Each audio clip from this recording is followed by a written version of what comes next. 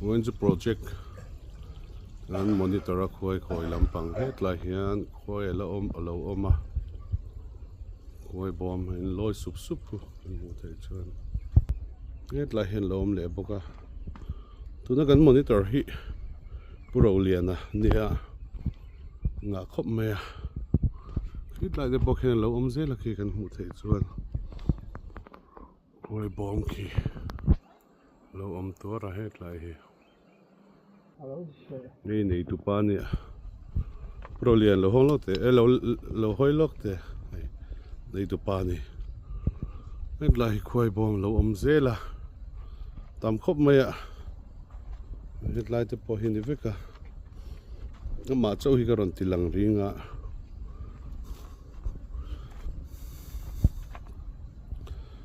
voina hian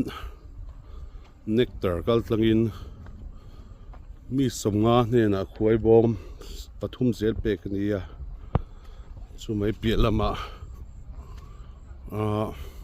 en kol ne rang smoker kan ti te chuan he nectar ho eng lo ni ta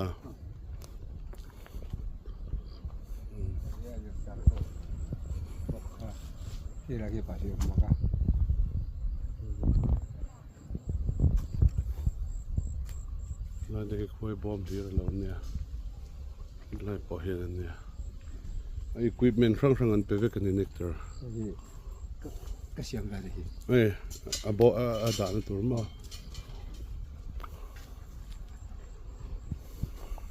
tilang chin nge Khuai hi zo te ale